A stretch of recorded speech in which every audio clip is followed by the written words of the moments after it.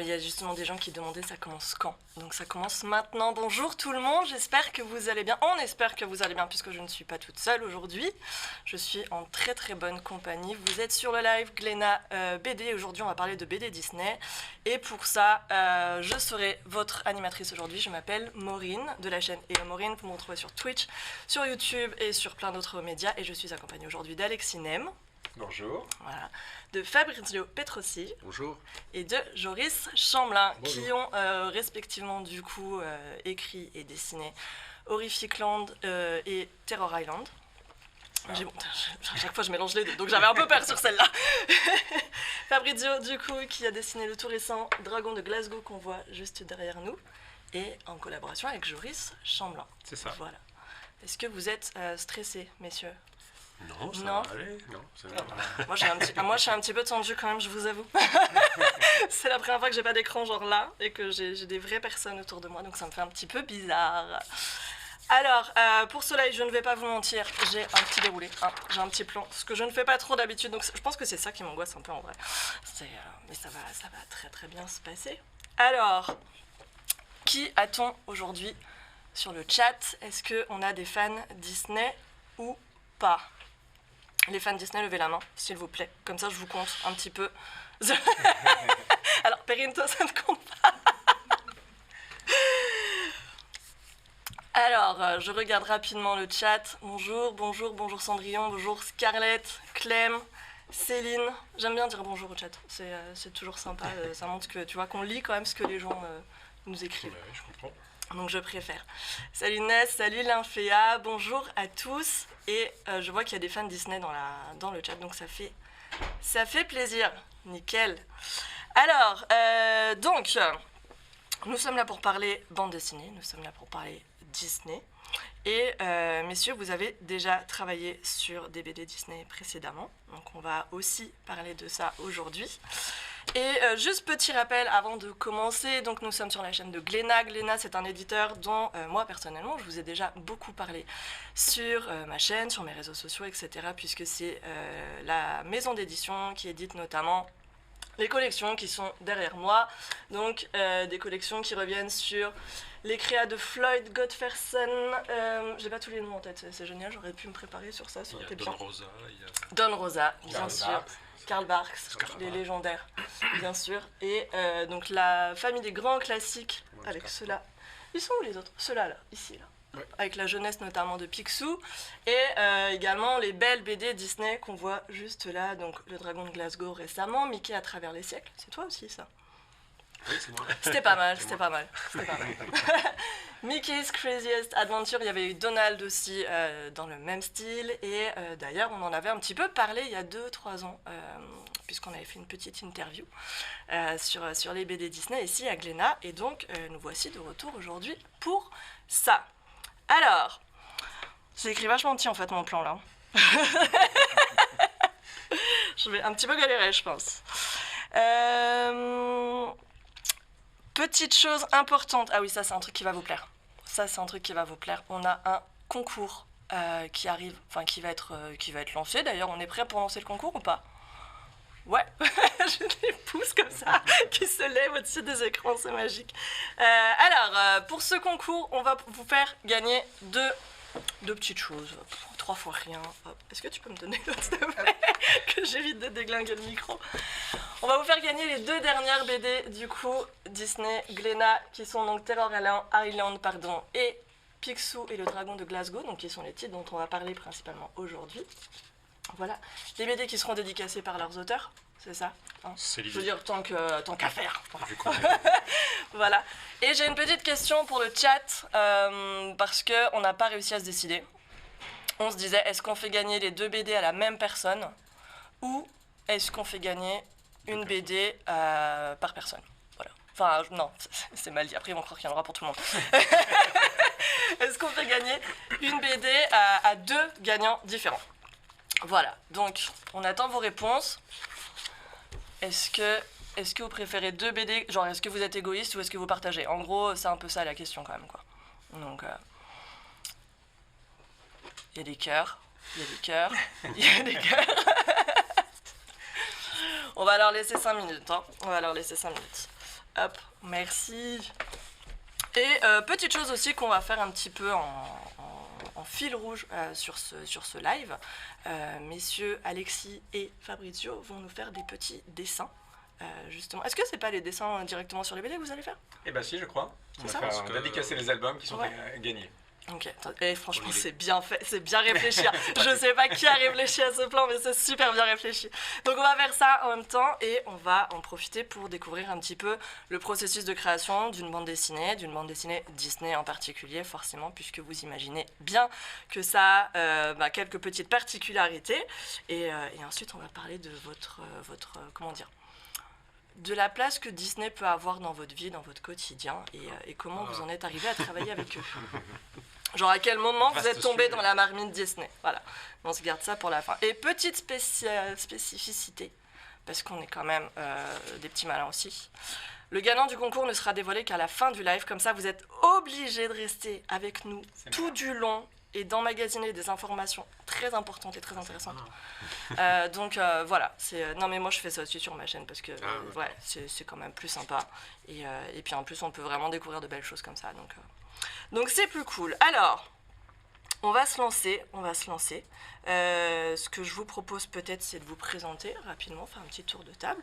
On va commencer avec toi, Alexis. La présentation. Écoute, fais comme tu le sens. Moi, je suis auteur de BD, auteur jeunesse. J'ai travaillé dans différents mondes de l'illustration avant et maintenant je me consacre exclusivement à l'album, dans l'édition. Donc moitié BD, moitié jeunesse, on va dire preschool, c'est-à-dire petite enfance. D'accord. Je suis arrivé un peu par hasard dans cette collection de Disney après avoir travaillé sur différents mondes, souvent animaliers dans la BD, plus ou moins jeunesse selon les séries et les projets. Et puis quand je suis arrivé dans cette collection, j'ai fait donc ces 2 albums. Le premier avec Lewis Trondheim, Terror Island. Horrific Land. Ah, tu vois. J'aurais pas dû faire des je noms me sens aussi moins proches. seule. C'était la bêtise. Horrific Land avec Lewis et puis le dernier album Terror Island que j'ai réalisé tout seul. Ouais, stop. Moi Fabrizio. Qui es-tu, Fabrizio? Qui je suis? Non, je réfléchis. Bon, moi je commençais avec Disney et j'ai fini avec Disney.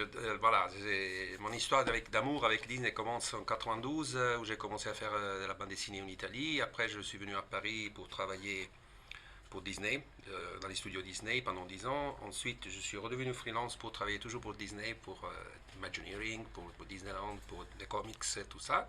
Et rencontre avec Glénat, j'ai eu la possibilité de travailler toujours avec Disney, mais avec une interprétation un peu plus d'auteur, la possibilité de travailler sur des personnages d'une manière un peu différente. Voilà. Et j'ai fait un album en 2018, c'était Mickey à travers les siècles, là, le Picsou que je fais avec Joris. Ouais, on va revenir dessus. On avait d'ailleurs parlé de ton album qui était sorti pour les 90 ans de Mickey.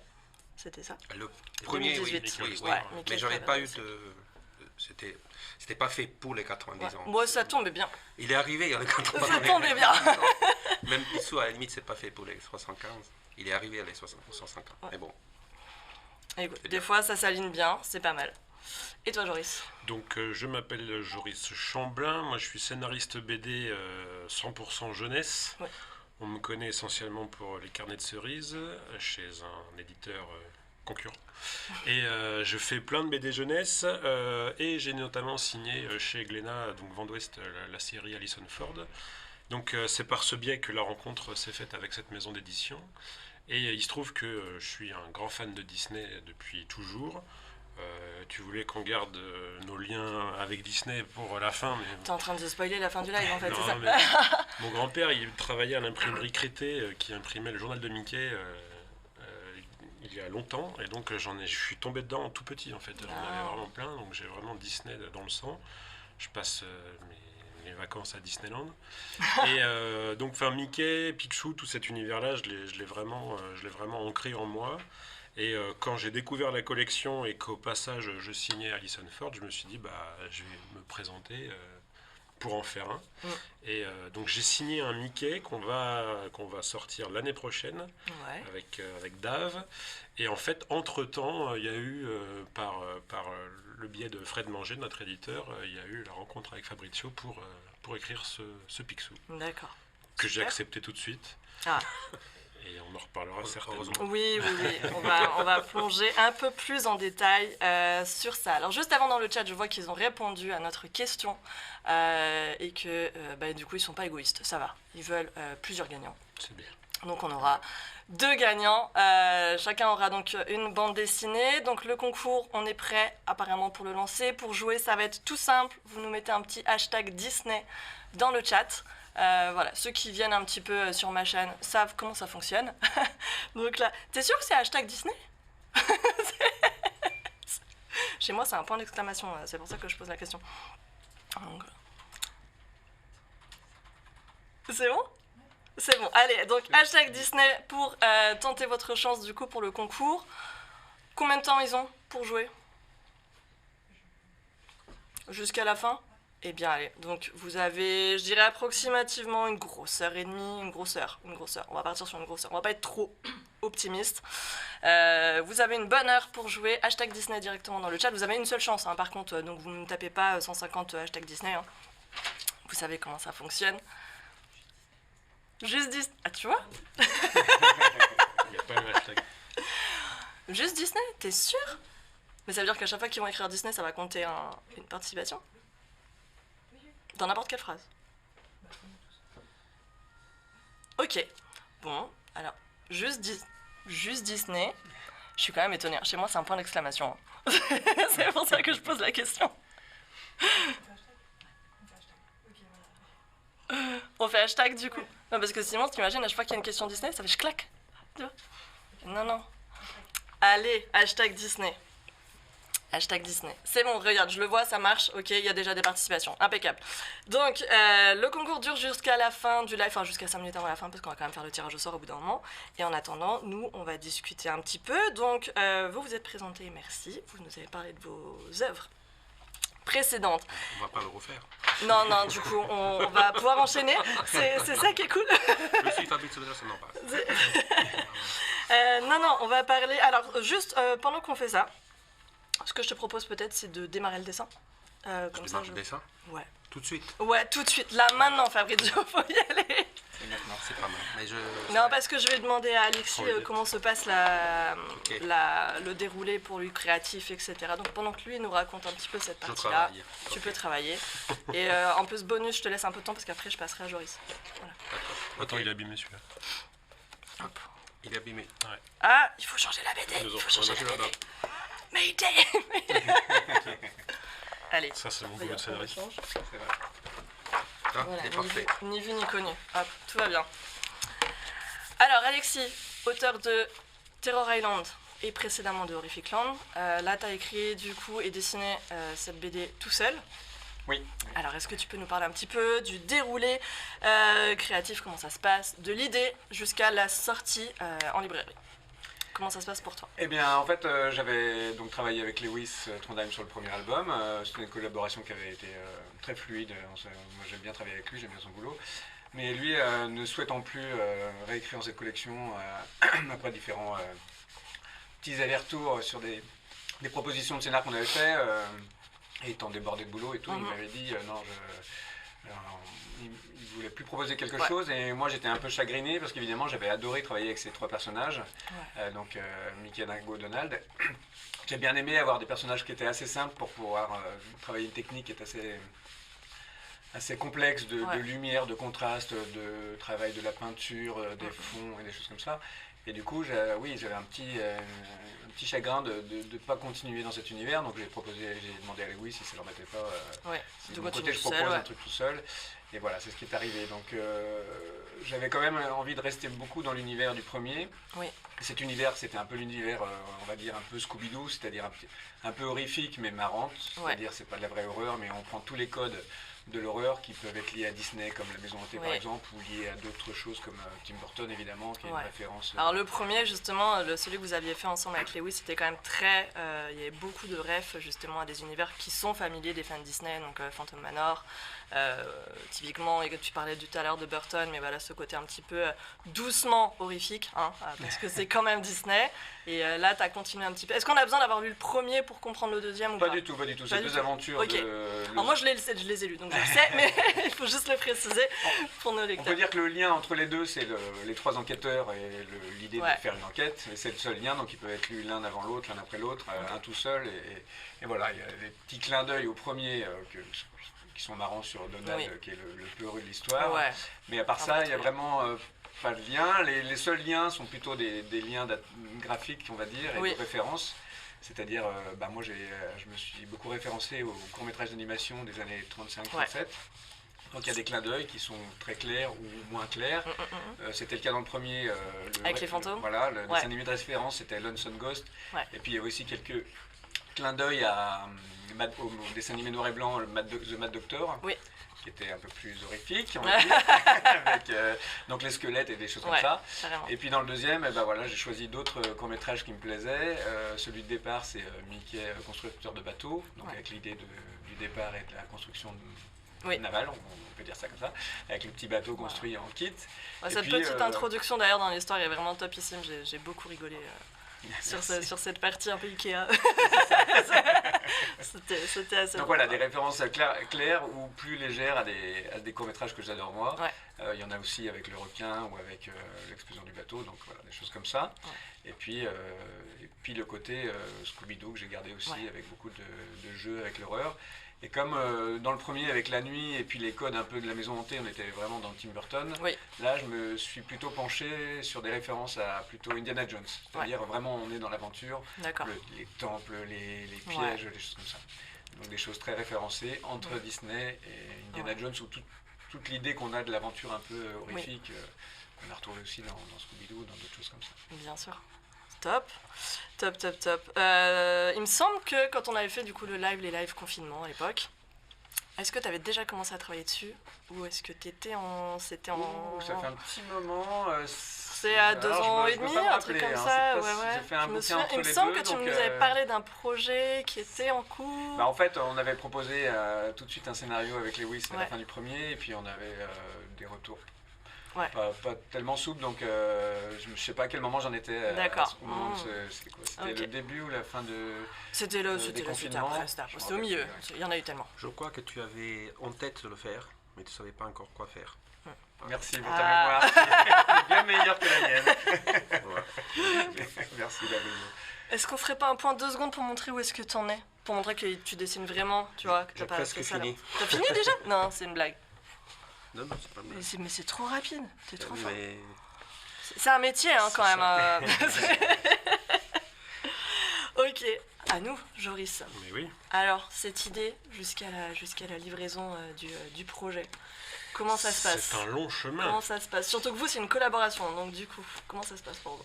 Alors déjà, moi je suis arrivé sur le projet. En fait, l'idée de notre album, c'est quand même, il est quand même particulier, c'est de faire un prologue à la jeunesse de Picsou, donc l'œuvre culte de Don Rosa. Yes. Et l'idée vient de Fabrizio, c'est lui qui avait envie de faire ça à la base. Et au début, il avait fait appel à Pascal Pierret, qui est l'ancien ou toujours rédacteur Ancien, en chef, ancien. ancien rédacteur en chef du Picsou Magazine. Ouais. C'est la bible vivante sur Picsou, quoi. D'accord. Mais il n'est pas scénariste. Donc D'accord. c'est là où le bas est blessé un petit peu. Et donc Fred, notre éditeur, a dit à Fabrizio, mais parlons-en à Joris. Et à la base, son idée, c'était de remplir tous les trous qu'il y avait entre les chapitres de Don D'accord. Rosa. Il y en a quelques-uns, Oui. quelques ellipses un peu fortes. Et donc, ils voulaient faire un album d'histoire courte, en fait. Oui. Et leur première idée, c'était vraiment avant le premier chapitre de Don Rosa. Ça se passait autour de la mine, et c'était Picsou enfant. Et quand moi j'ai reçu ça, je lui ai dit, mais attends, mais c'est juste ça, là, ça, il faut en faire un album complet, en fait. Ouais. Il y a suffisamment de force dans le contexte historique et enfin ouais, il y a un décor suffisamment fort pour tenir un album complet. Et il avait fait des petits croquis de Picsou enfant, et c'est pareil, je lui ai dit, il est assez fort pour tenir 50 pages, quoi. Donc moi j'ai repris ça, et je l'ai fait à ma sauce. J'ai repris la mine, j'ai repris Picsou, et étant fan de l'œuvre de Don Rosa, je l'ai vraiment bien relu. Ouais. Et j'ai trouvé un petit truc Ouais. sur le personnage d'Erin, c'est quand même elle qui est la clé de l'histoire. Oui. Sans dévoiler qui elle est vraiment. Enfin voilà, il y a une pirouette sur trop qui fort. elle est. Voilà le cher petit Picsou. Et donc j'ai écrit mon scénario, dans mon coin. J'en ai parlé à Fabrizio. Je racontais vraiment toutes mes intentions. Et ma foi, ça s'est fait plutôt simplement. Ça a été validé rapidement. Enfin, rapidement. Ça a été validé sans correction, je veux dire, sans commentaire particulier. Et puis, on s'y est mis, quoi. Impec. On s'y est mis. Et ça vous a pris combien de temps à peu près? Un an? Un peu moins d'un an. 3 semaines? Moi, j'ai mis de dessin, j'ai mis 10 mois. 10 mois? Ouais. Ok. Et toi, en termes de scénario? C'est toujours difficile d'évaluer ça parce qu'il y a une phase très contemplative où je vais regarder le forcément, plafond pendant des mois, à essayer de vraiment comprendre les enjeux émotionnels, qui sont les Un personnages. peu la où ils en veille sont. finalement. C'est qu'il ça, peut y avoir ça derrière tourne, avant, ça tourne en veille exactement. Et après, il y a l'écriture pure. Ouais. Et j'étais tellement stressé aussi à faire un truc comme ça que j'ai mis un peu de temps à le faire. Je crois que j'ai mis 3-4 mois. Je suis un peu plus rapide d'habitude, mais il y a moins de pression d'habitude aussi. Disney, ça fait un peu peur. C'est pas que ça fait peur, c'est un que, grand nom. comme je dis souvent, on nous prête des jouets. Faut pas les abîmer. T'as envie de leur faire honneur, bien sûr. C'est ça, et il faut vraiment faire attention. Donc voilà, je voulais. Et puis en même temps, je voulais faire un bel album. Je voulais vraiment des beaux décors, des beaux sentiments. Enfin, je voulais des belles choses. Donc ça a pris du temps. Et puis après, c'est un ping-pong. En fait, c'est ce que j'allais dire du coup. Alors comment ça se passe? Toi, tu dessines. Est-ce que toi, t'interviens? Est-ce que tu proposes des corrections? Alors déjà, j'ai un scénario qui est très précis. Donc je décris case par case, planche par planche, tout ce qui se passe. J'écris tous les dialogues. Donc déjà, Fabrizio et même Fred, l'éditeur, ont pu le lire en entier pour vraiment saisir le sens, voir le rythme et tout ça. Donc on en a beaucoup parlé en amont. Et une fois qu'on s'y met, vraiment, une fois qu'on se met sur les planches, après, c'est Fabrizio, il sait faire. Donc, on a vu. Non, mais en fait, les 5 minutes, discussions, on les a fait avant, c'est ça. d'écrire. On a discuté, on a un peu...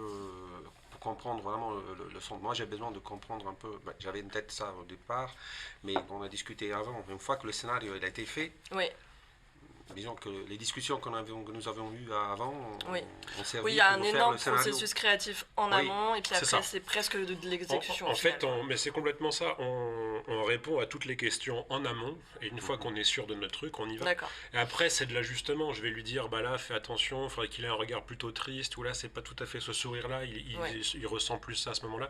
C'est de l'ajustement. Oui, c'est presque du détail au final. C'est vraiment ça, pour être le plus juste possible sur l'état émotionnel des personnages. Mais en fait, on a répondu en amont à toutes les questions. D'accord, ok. Voilà. Donc, Et toi, comment ça se passe avec toi-même, Alexis? Moi, avec moi-même.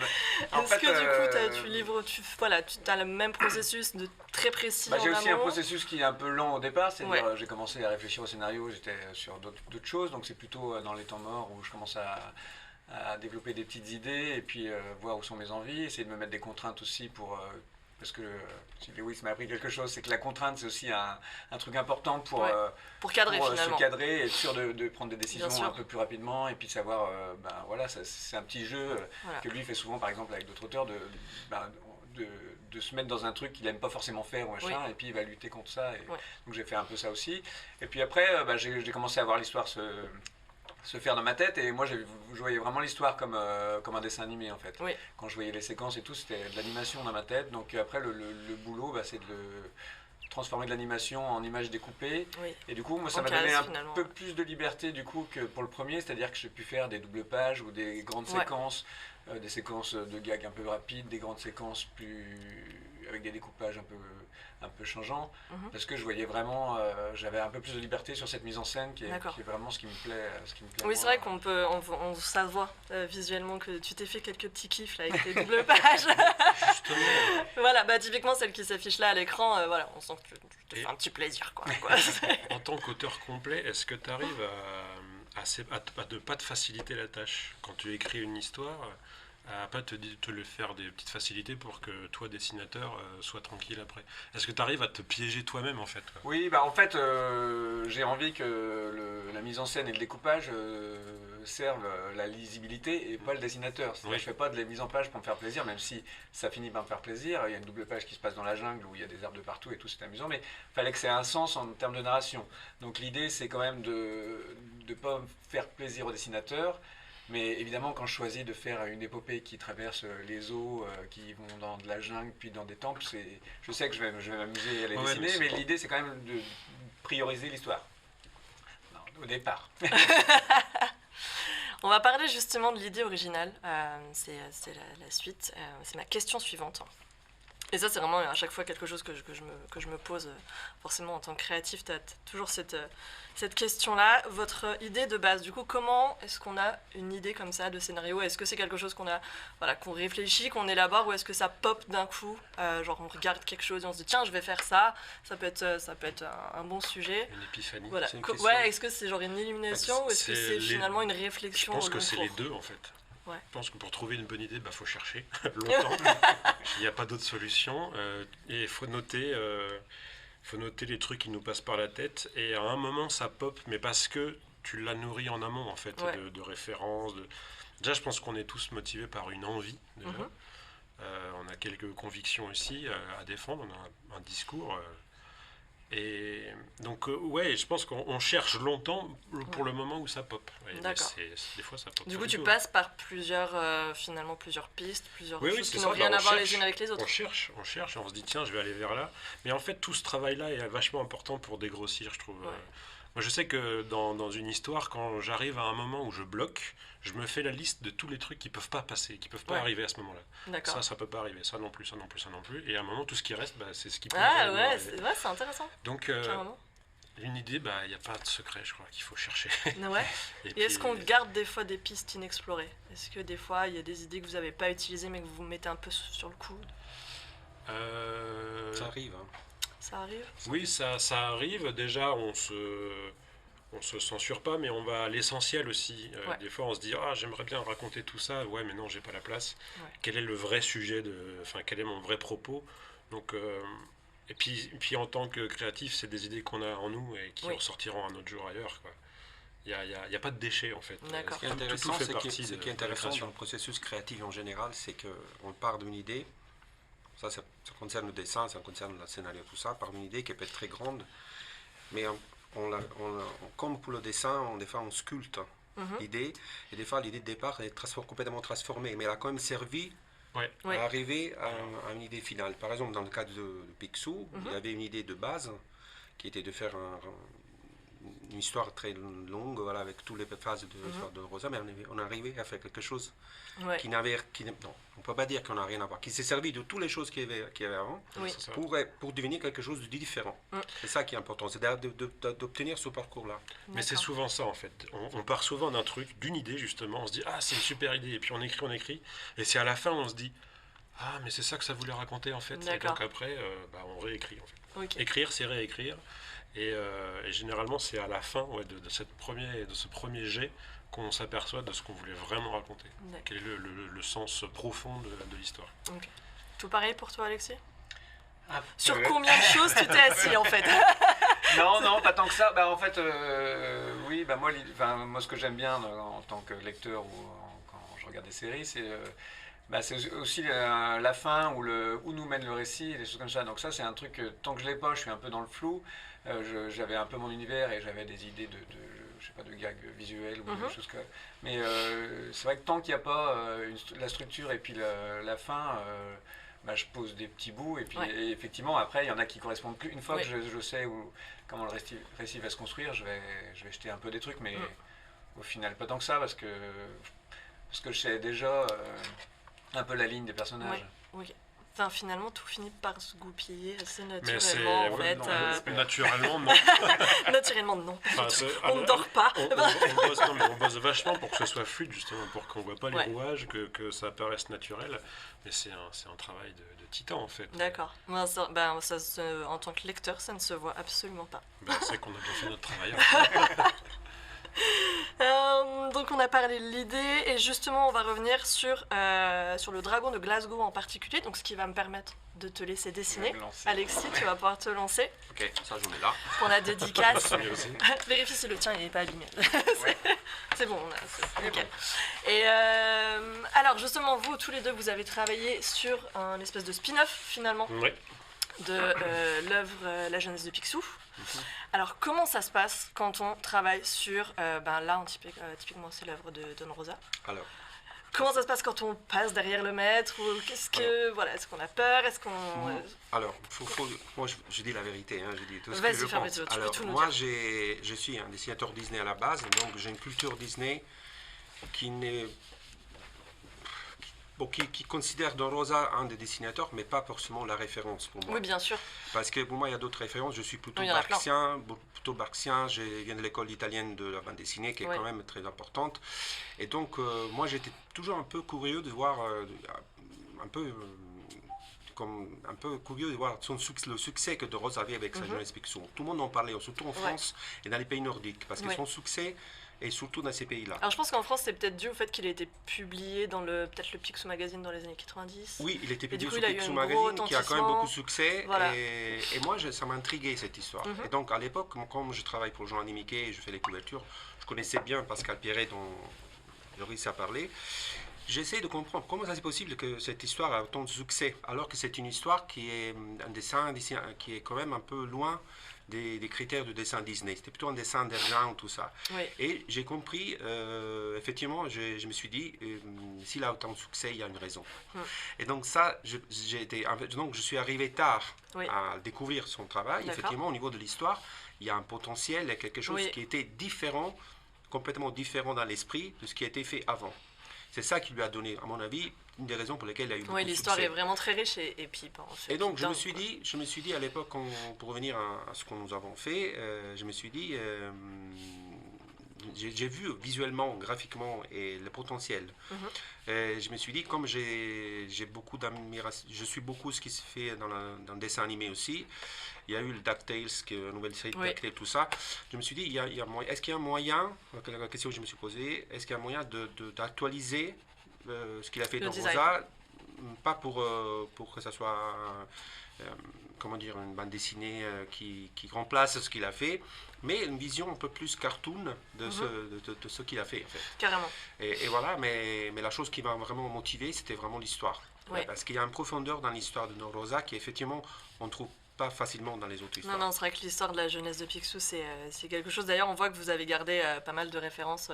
Donc, bien sûr, les personnages, forcément. Il y a pas mal de refs aussi, notamment au château, qu'on voit dans l'histoire. En fait, ça se passe avant, mais ça se passe pendant aussi. Oui, parce qu'il y a la fameuse scène, du coup, enfin, on voit pas la scène telle quelle, mais où il va avoir son premier sou.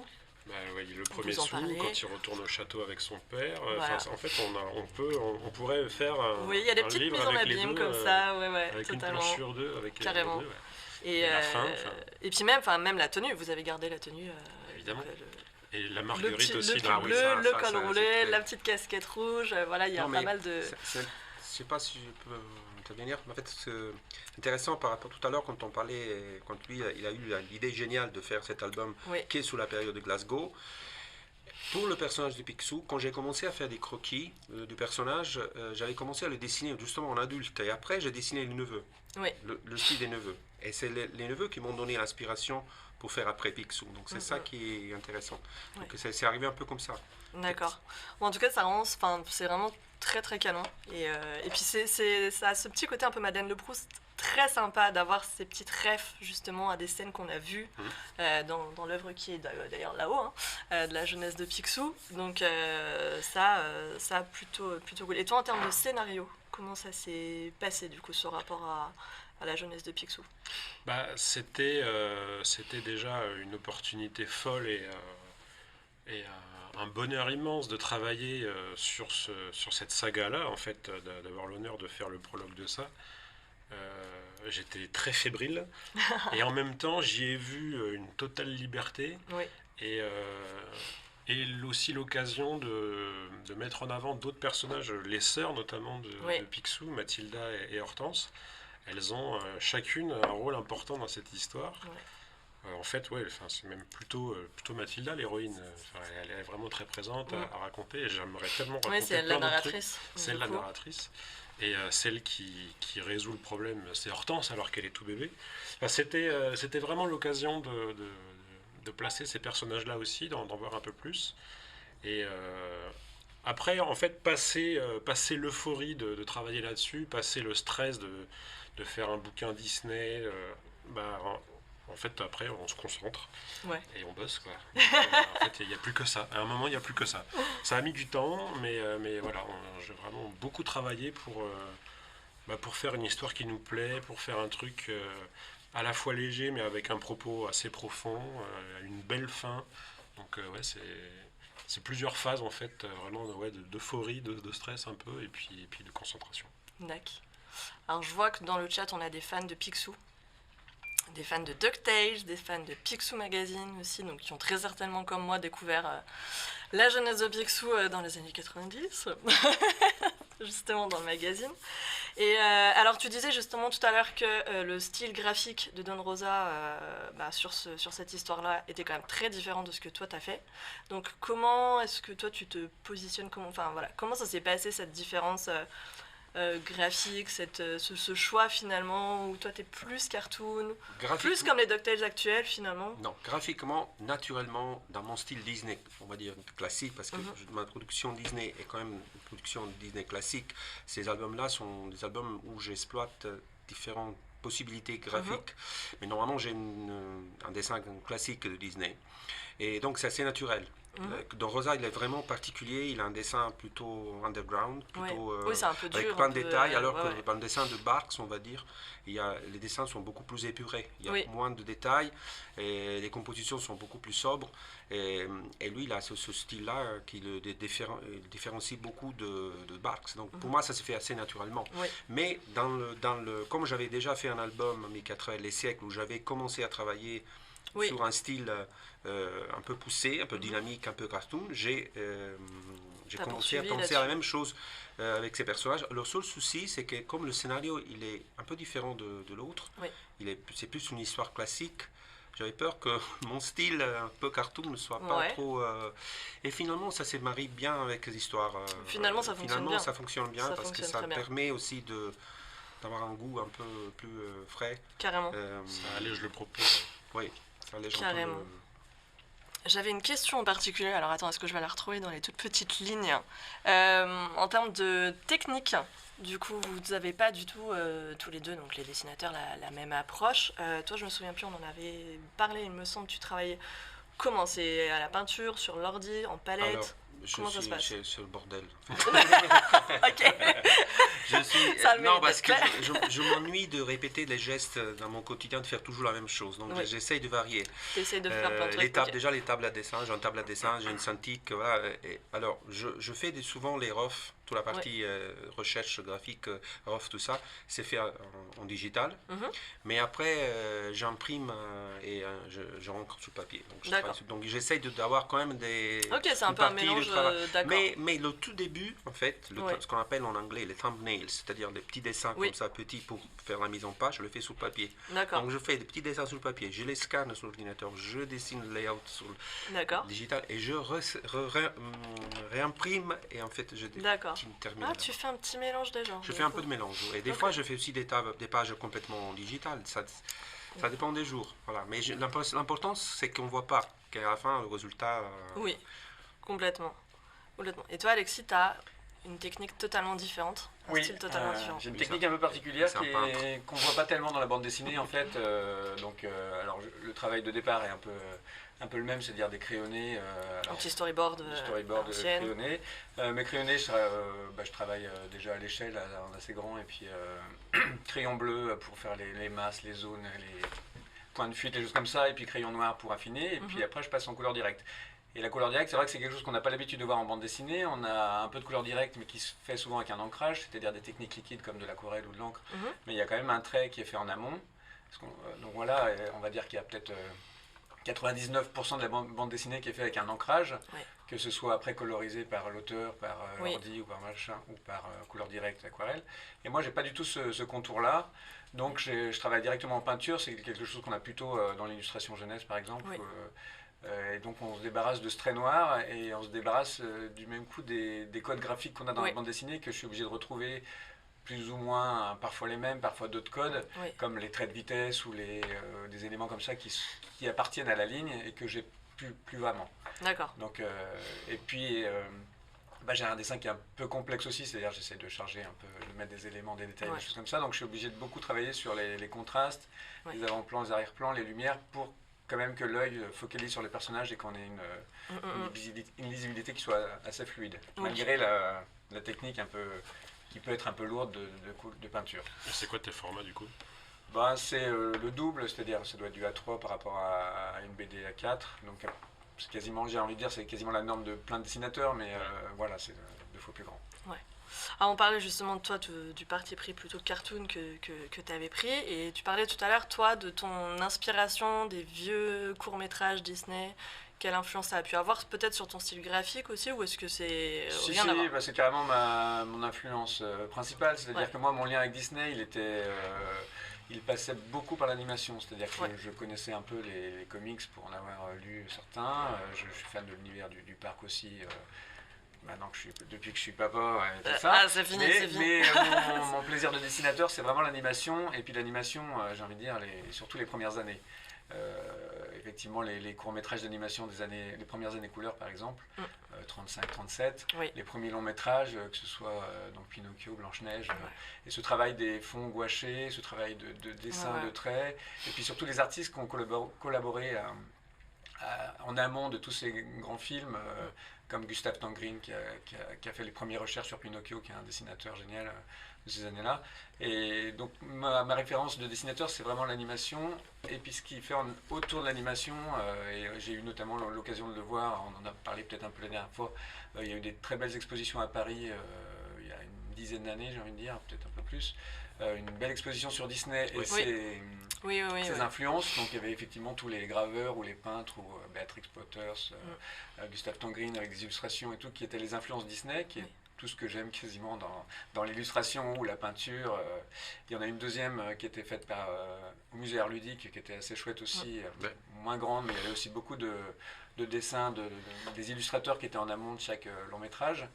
Et donc c'est vraiment ce travail-là, moi, qui me plaît beaucoup. C'est ma porte d'entrée dans l'univers Disney. Donc c'est pour ça aussi que ça se dans voit le un petit dessin, peu sur tes planches, voilà. j'essaie alors j'ai des références à de l'illustration du début du siècle, des références au fond gouaché, que j'essaie de retrouver aussi le trait ou l'univers des fonds gouachés des premiers courts-métrages Mickey.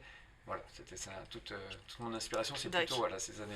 Ce côté un petit peu rétro aussi, sympa, ce qui fait que vous avez au final 2 styles qui sont très très différents et qui fonctionnent tous les deux très bien. Il n'y a pas eu d'appréhension particulière de la part pas que ce soit en édition ou d'avoir ce choix un peu rétro quand même? Moi je suis arrivé dans la collection, il y avait déjà 4 albums je crois, et ce que je trouvais génial, c'est que Mickey il a tellement changé qu'on peut tous prendre un Mickey qu'on aime. Effectivement, Mickey ça reste Mickey de toute manière. Voilà, Carmilla il a un Mickey qui est très 70s, qui est très déformé, chacun a choisi son âge d'or. Loisel c'était plutôt le Mickey, on va dire noir et blanc, qui avait encore un contour autour de l'œil avec les personnages des premiers court-métrage noir et blanc. Oui, Steamboat Willie. Même si c'est en couleur du coup, mais il a vraiment retrouvé ce trait qui est super beau. Et moi, mes références, comme je disais, 35-37, j'ai essayé de les retrouver. La culotte rouge, c'est une époque où Donald a les yeux un peu écartés, il fait un peu plus vintage. Oui, c'est vraiment on a vraiment typiquement le dessin à l'ancienne, un peu comme dans le court-métrage de la fanfare. Oui, c'est ça. Voilà, c'est un peu cette époque-là. C'est le principe même de la collection en plus, c'est que chacun apporte sa vision.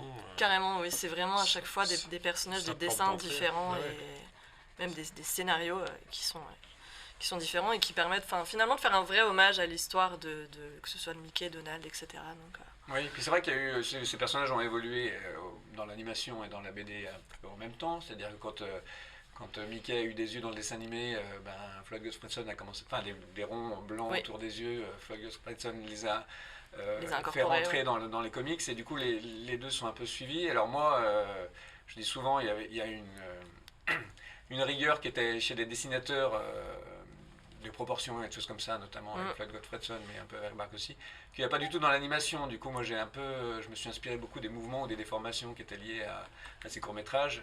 Et j'ai le Mickey du début de Gottfredson, mais sans la rigueur, sans la justesse aussi, comme dire, de ce dessinateur que j'adore par ailleurs. Alors, on va rester justement sur les inspirations de tous les trois. par rapport à ces deux œuvres. Donc tu viens de nous parler des tiennes justement Alexis et on a parlé de Don Rosa avant. Est-ce qu'il y a eu d'autres inspirations pour vous sur cette créa, en particulier sur le dragon de Glasgow du coup? Fabrizio, Joris?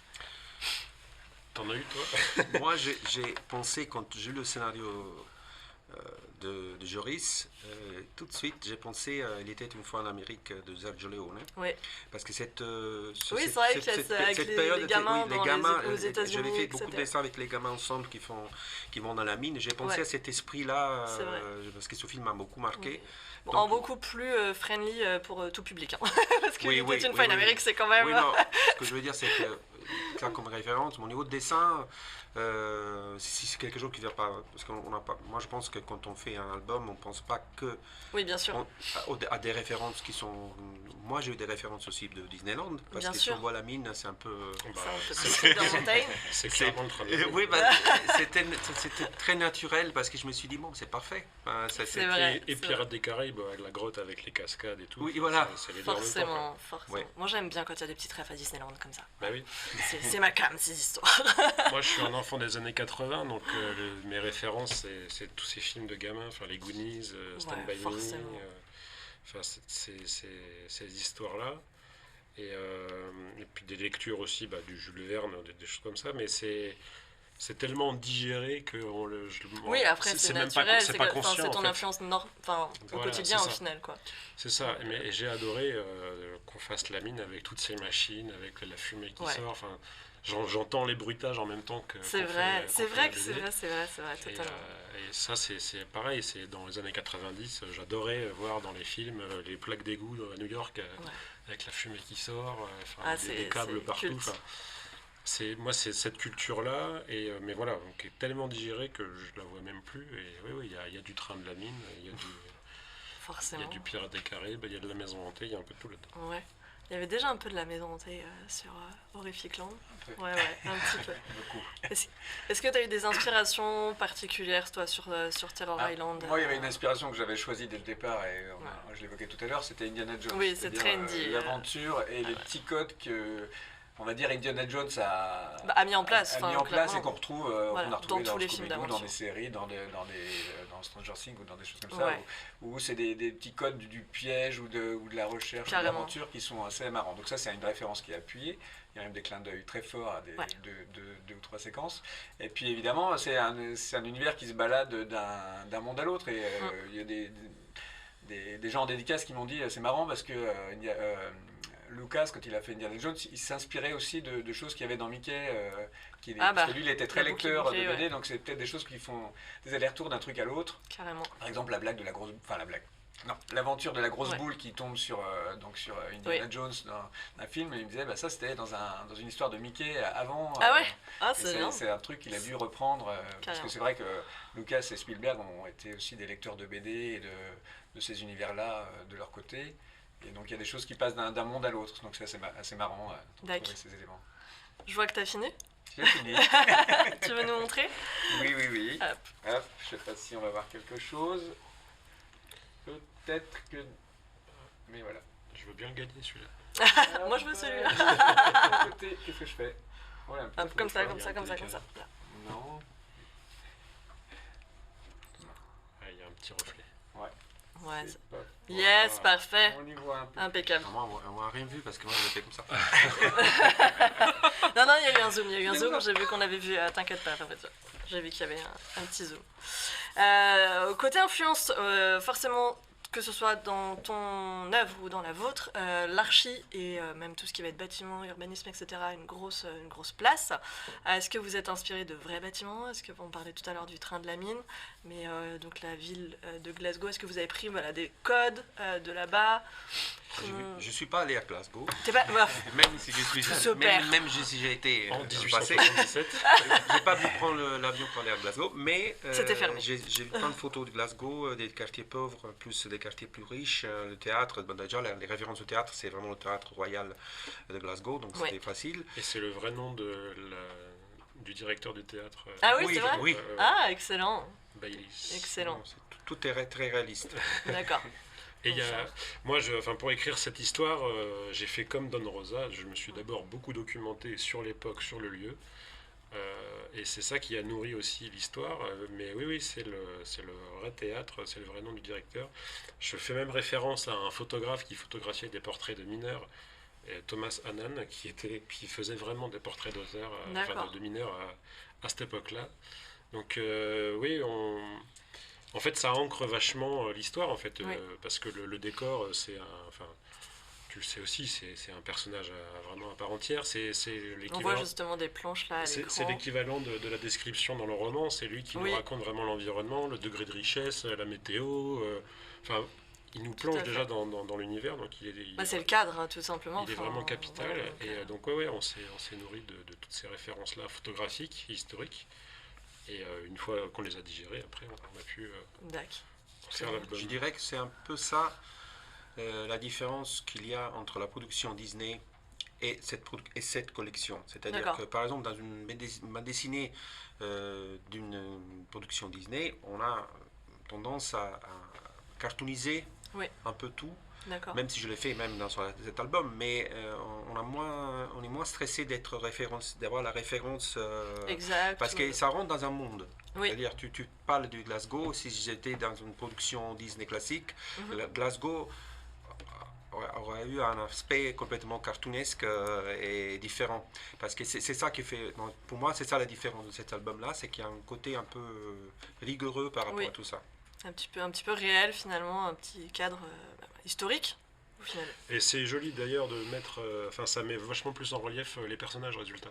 Vu que le cadre est très réaliste. Carrément. On voit, il y a une vraie différence de traitement avec les personnages, donc ils ressortent vachement. Puis il y a une approche, on va y revenir un petit peu côté émotion après. Je trouve que justement ce cadre réaliste permet vraiment de développer ça. Est-ce que tu as été dans la jungle, Alexis ? Non. Personne va nulle part. Je n'ai pas du tout usé la même rigueur que Fabrizio, parce que moi justement j'avais envie d'être dans quelque chose. Alors mon album c'est daté années 30 en termes de véhicules ou d'architecture, mais j'ai tendance à tout pousser pour que ce soit un peu plus baroque ou un peu plus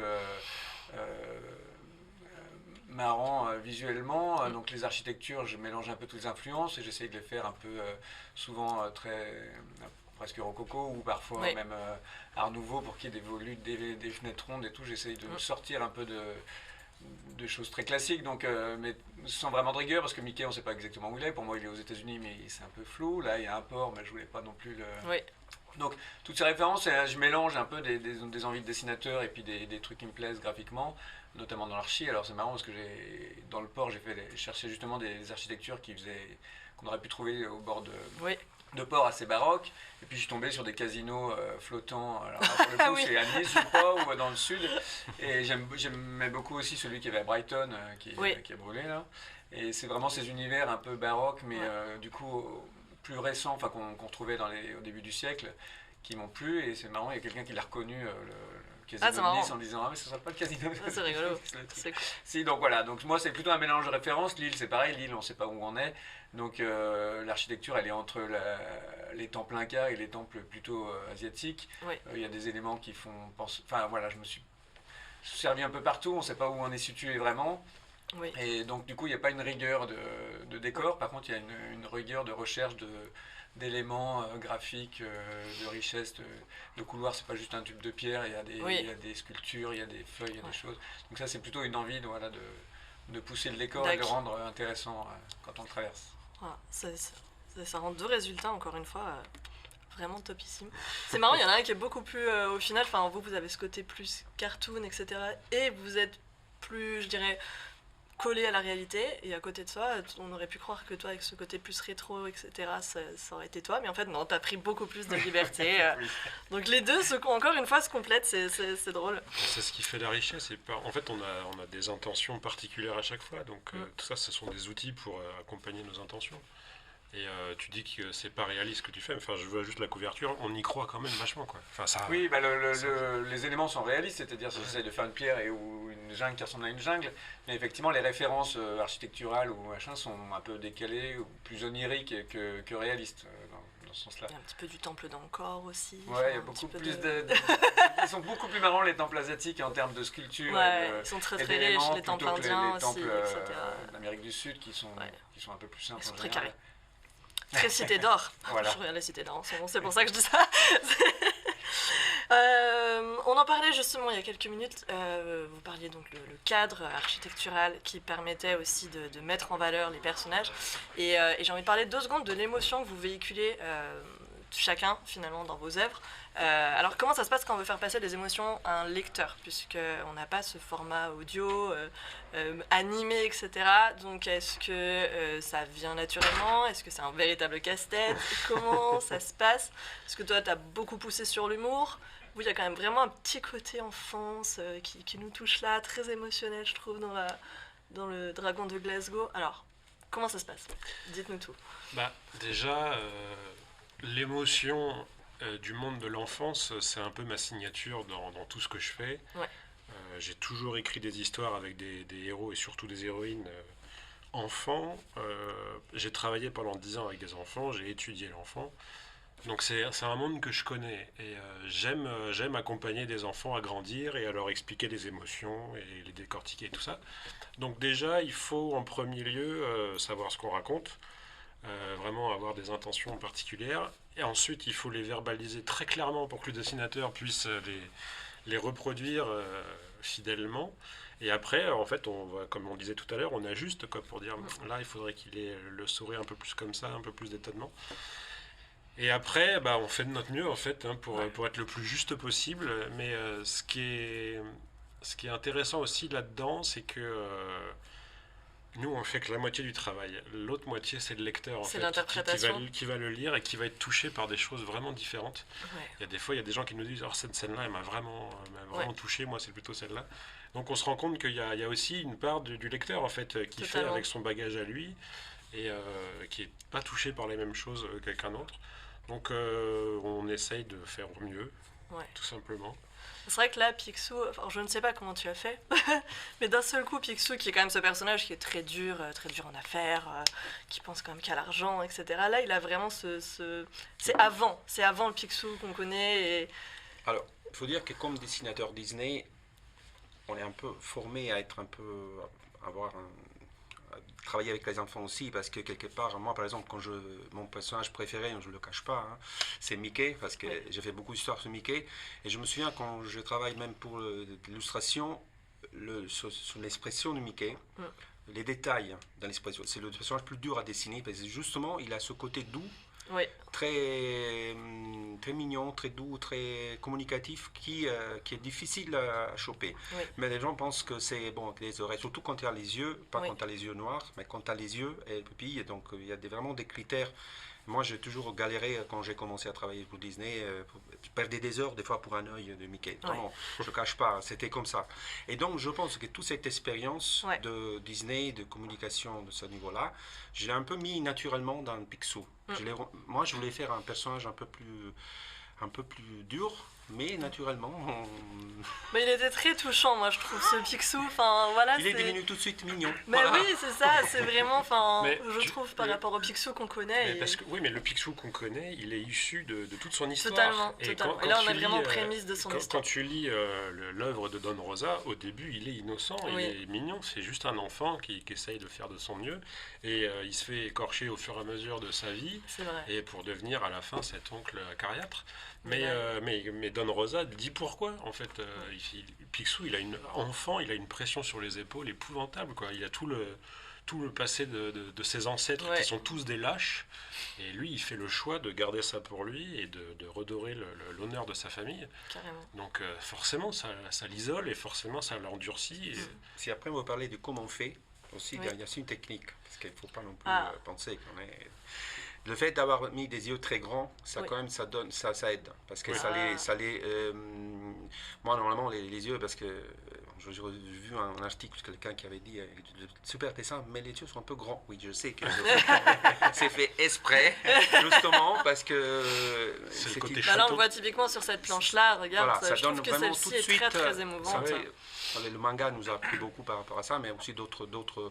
Ça donne tout de suite ce qu'on appelle eyes contact, c'est-à-dire Oui. que ça donne tout de suite cette communication.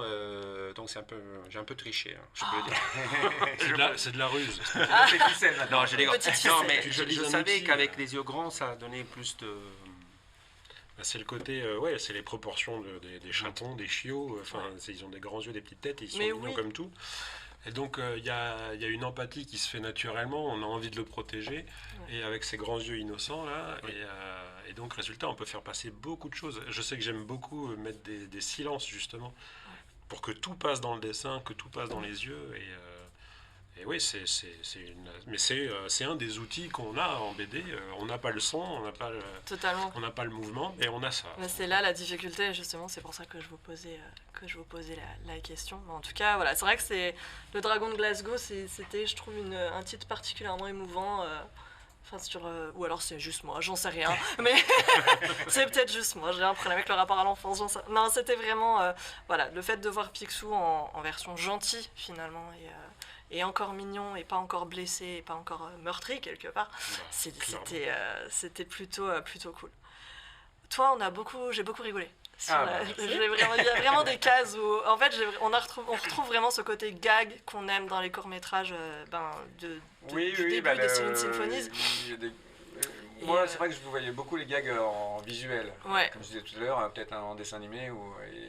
Et donc, comme tu disais, effectivement, on dit souvent dans la comédie, ce qui est important, c'est le tempo, le rythme et tout. Et là, on l'a pas, c'est le lecteur qui le fait. Oui. Donc, il faut trouver des petits codes pour que ça marche ou pour tomber au moment. Alors, il y a les codes, c'est quand il y a plein de petites cases, on imagine qu'il y a une lecture qui est très rapide.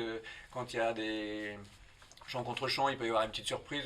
Donc on essaie de trouver par des codes graphiques et des expressions et puis du découpage ce qui marche d'habitude en animation. Oui. Et effectivement, Là, tu t'es fait typiquement sur cette planche un petit kiff aussi, avec toutes les étapes de la petite péripétie de Donald. Et c'est vrai que chaque personnage a son côté gaguesque, je sais pas si c'est un vrai mot, mais c'est pas grave. Je le prends. En fait, ces trois personnages, moi, mon époque de référence, c'est une époque où ils avaient vraiment chacun les trois caractères affirmés dans ces courts-métrages. Donc Dingo un peu plus teubé, nonchalant, Donald un peu plus peureux ou maladroit, et Mickey commence à s'assagir par rapport au court-métrage noir et blanc. Mickey, il a ce côté très drôle, parfois je trouve il est blasé de ses deux comparses. Voilà, ça se marque beaucoup. Le jeu avec Donald et Mickey est marrant, parce que Donald, s'il fait une ânerie ou s'il a peur, c'est marrant s'il y a la confrontation avec Mickey. C'est encore plus drôle. C'était le trio qui a été utilisé dans le dessin animé pendant toute une période. Oui, parce qu'ils ont chacun identifié alors dans que dans la bande dessinée, ils sont séparés assez vite. Oui, c'est vrai qu'ils sont plutôt séparés en général. On n'a pas le droit de les mélanger normalement. Normalement, c'est canard d'un côté et souris de l'autre. Et qu'est-ce qu'on fait de Dingo?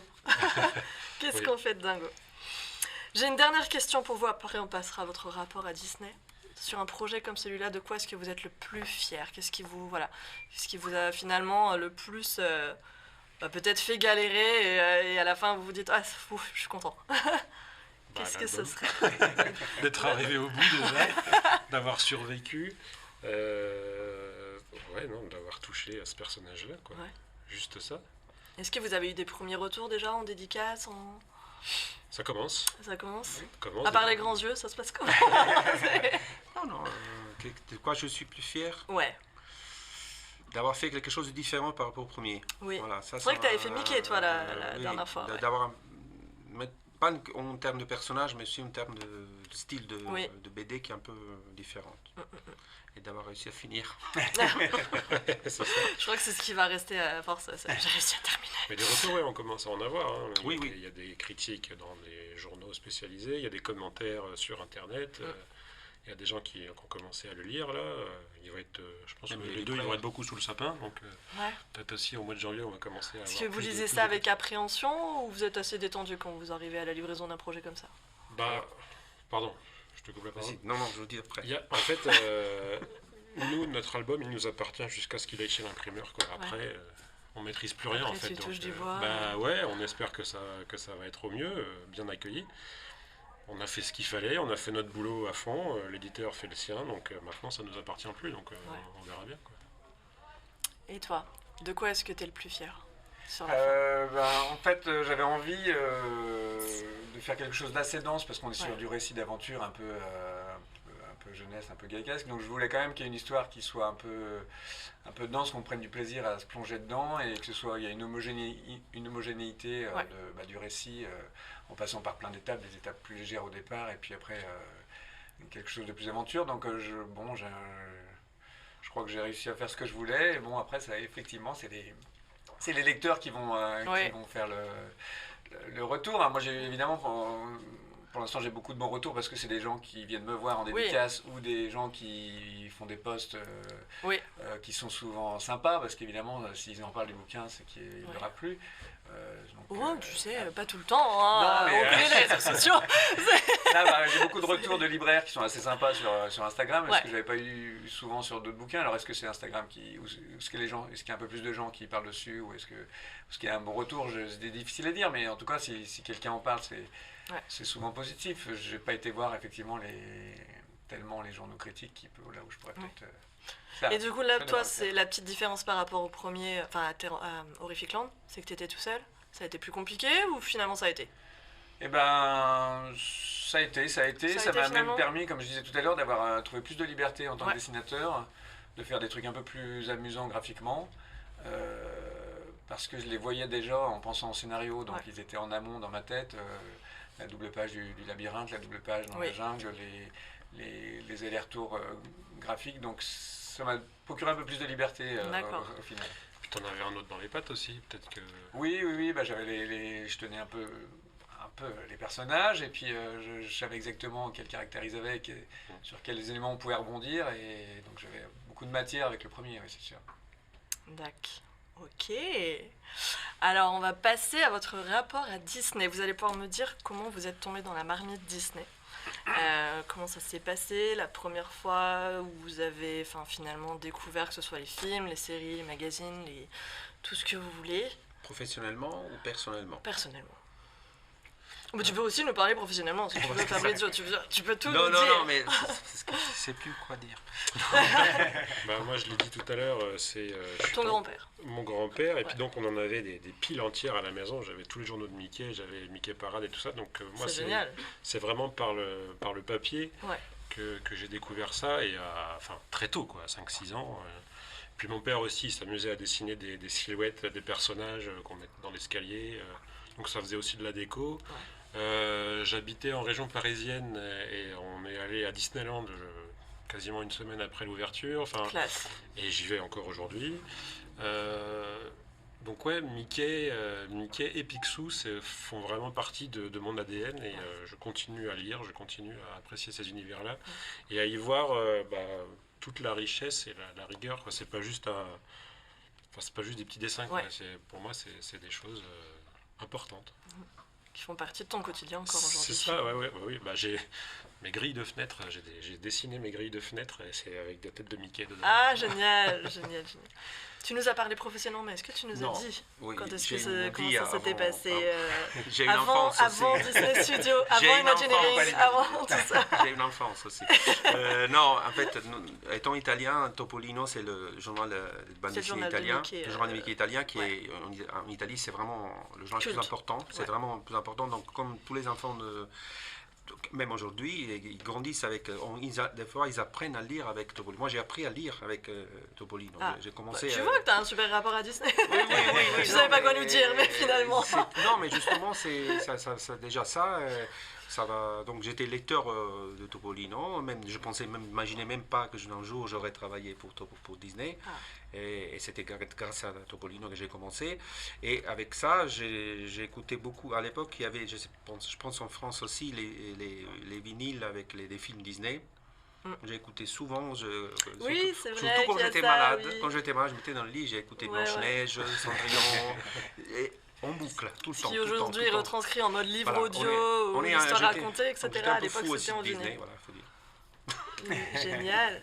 Avant que je te poser la question, je vais demander dans le chat la première fois que eux ont découvert Disney, est-ce que c'est via les films, via le journal de Mickey ou Picsou, parce que j'ai vu tout à l'heure dans le chat qu'il y avait plein de fans du Picsou Magazine. Donc c'est pour ça que je pose la question. Il y en a.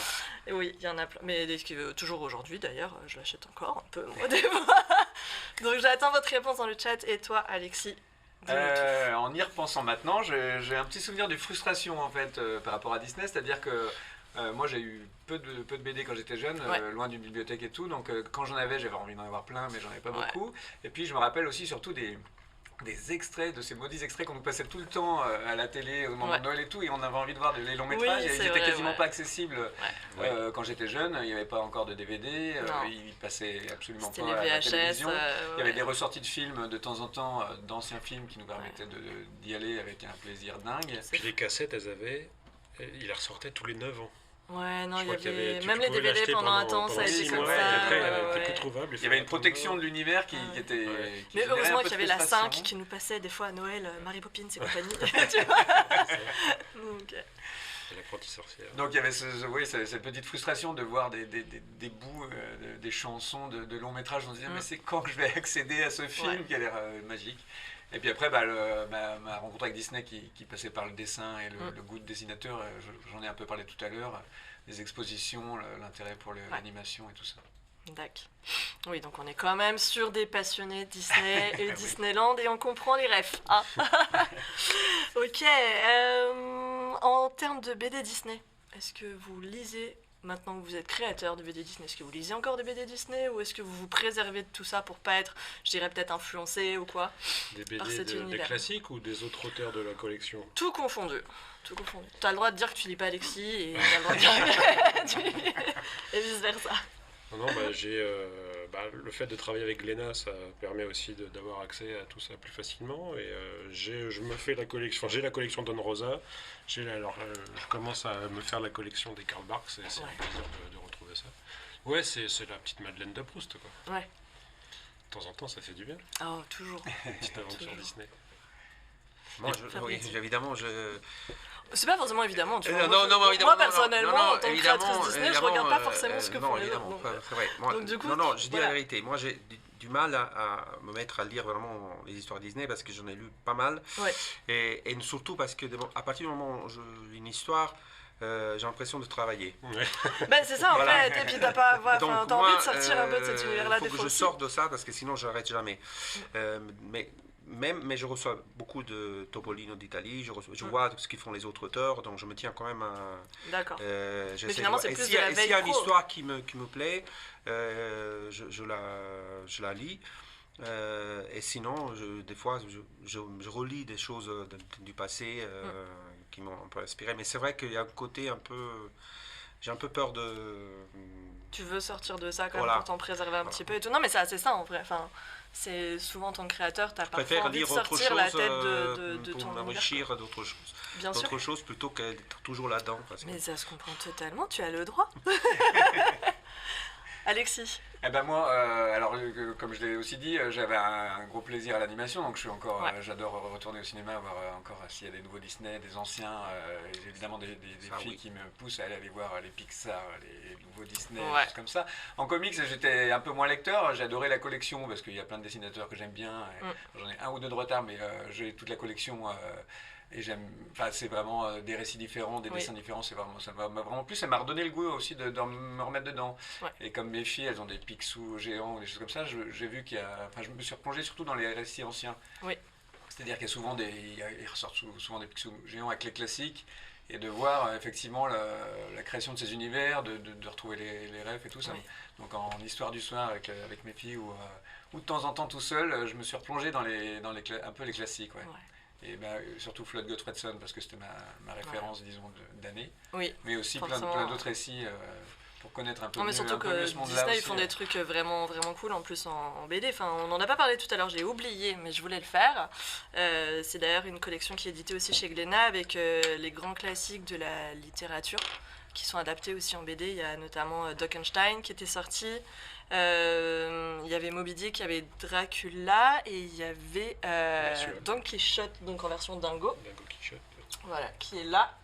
Hop, qui était sorti. Je l'ai pas lu celui-là, comment ça se fait? Celui-là.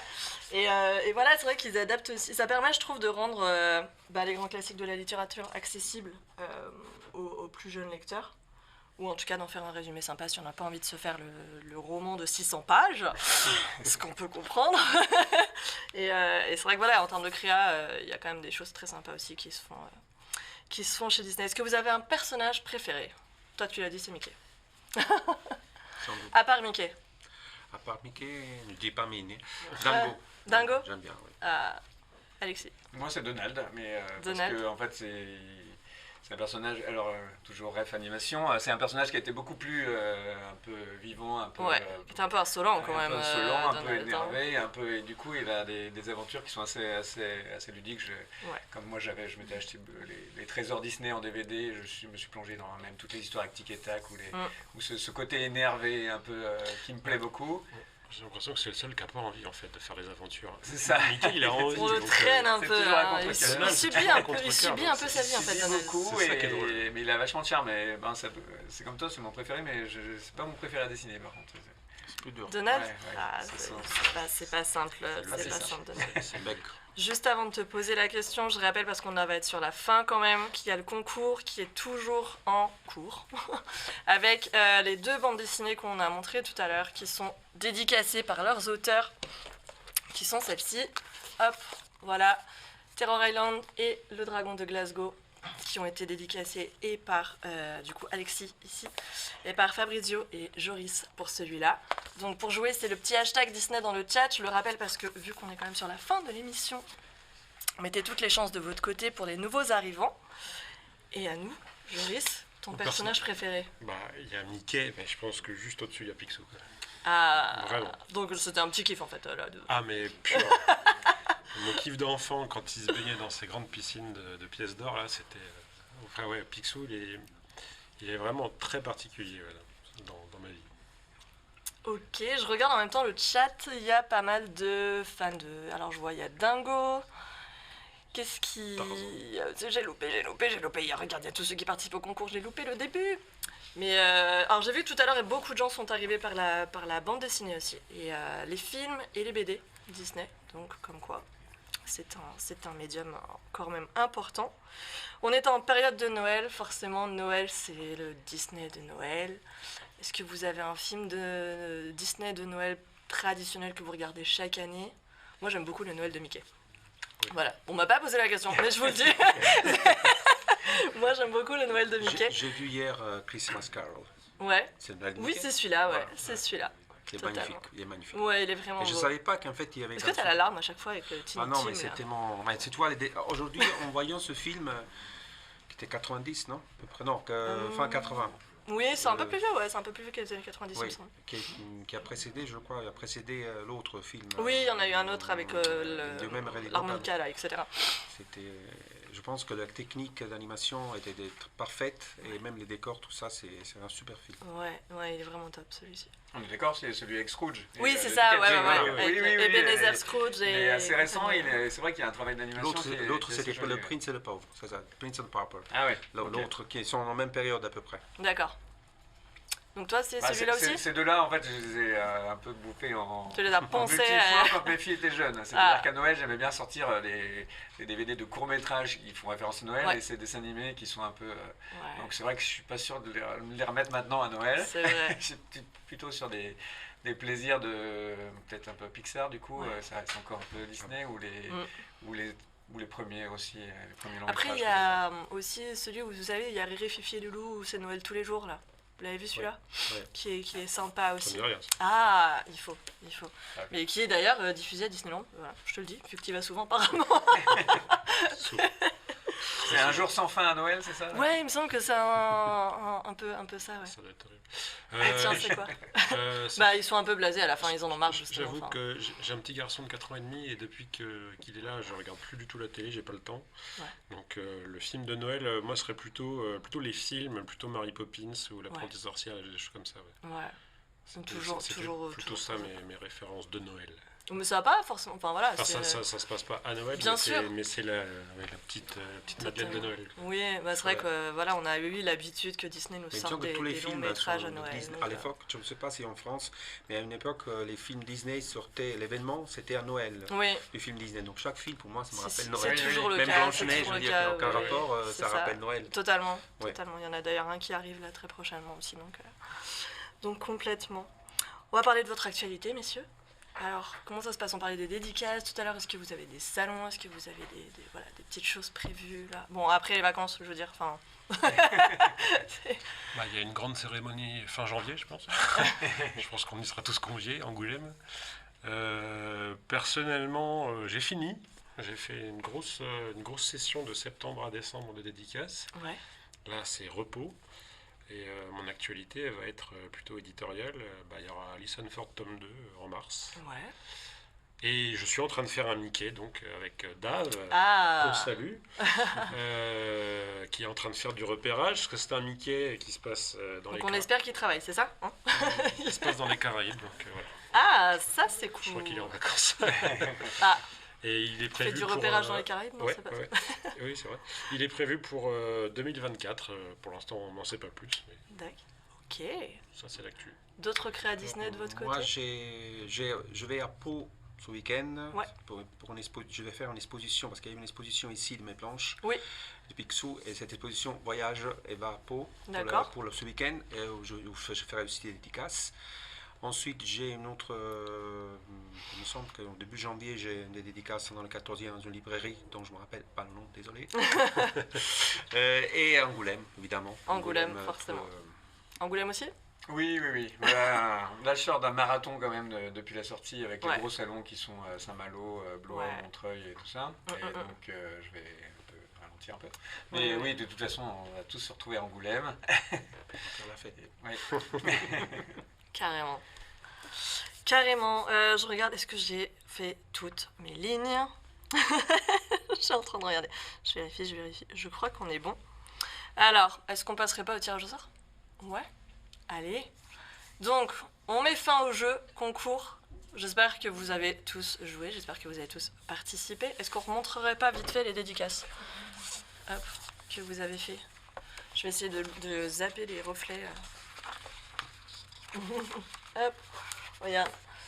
Hop, je l'approche. Tac. Oui, parce que je ne vois pas. Ici, pour Picsou et le dragon de Glasgow. Ah, c'est dur d'être dans le cadre. C'est pas mal. Super. Et pour Terror Island. Alors, comment ça se passe pour le tirage au sort? Ça se passe bien. C'est vous qui l'annoncez, c'est moi qui l'annonce? Ok, dans le chat.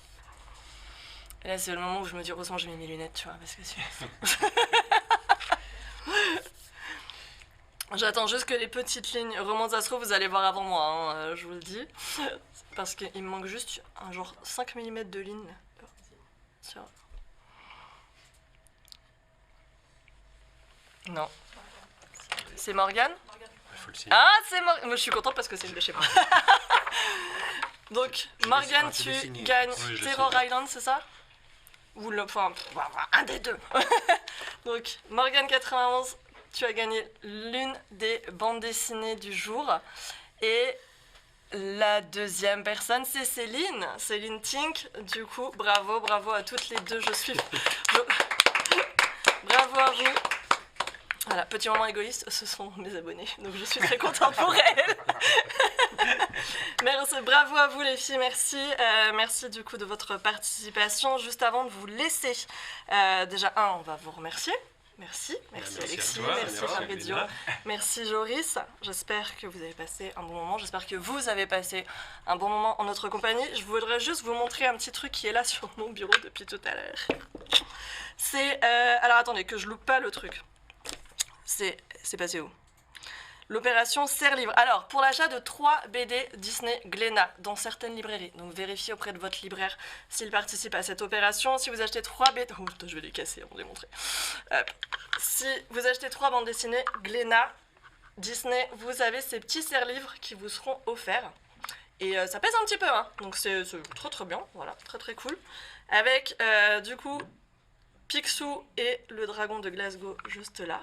Et là, on a Mickey et Minnie en dessin Il est trop... Voilà, qui s'affiche. Parfait, c'est très bien. Il s'affiche en grand sur l'écran, c'est beaucoup mieux que comment je suis en train de galérer. Martin, le deuxième. Hop. Donc 3 BD Disney achetés chez certains libraires, donc demandez quand vous allez acheter vos bandes dessinées.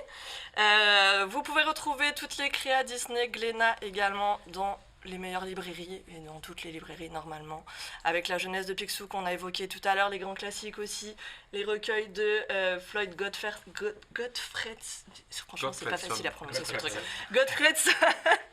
Voilà, si vous aimez les comics Mickey un petit peu à l'ancienne et toutes les séries qui sont déjà sorties avec le Mickey All Star, la jeunesse de Mickey ici, Horrific Land, l'autre titre d'Alexis dont on a parlé un petit peu, Mickey et les 1000 pattes, et les titres dont on a parlé aujourd'hui, bien sûr. Merci à vous. J'ai tout dit, hein. Je pense que je suis bon. Je pense qu'on est bien. Donc, On est bien là. merci à vous dans le chat en tout cas pour votre participation. Merci à vous de nous avoir regardés. Je pense que le live sera dispo en replay. Voilà. Est-ce qu'on parle des réseaux sociaux sur lesquels on peut suivre votre actualité? Peut-être? Non? Je sais pas. Instagram. Instagram aussi. Facebook. Ok, Un peu Instagram Facebook, Power. Je suis désabonné de Facebook. Ok, donc sur Insta, je pense que vous aurez toutes les infos voilà, dans le descriptif du live. Merci à vous, messieurs. Merci à toi. Et à bientôt. Merci à Glénat d'ailleurs de nous avoir reçus dans son studio aujourd'hui à Boulogne. Et puis on va pouvoir y aller. Merci à vous. Ciao, bon après-midi, bye bye.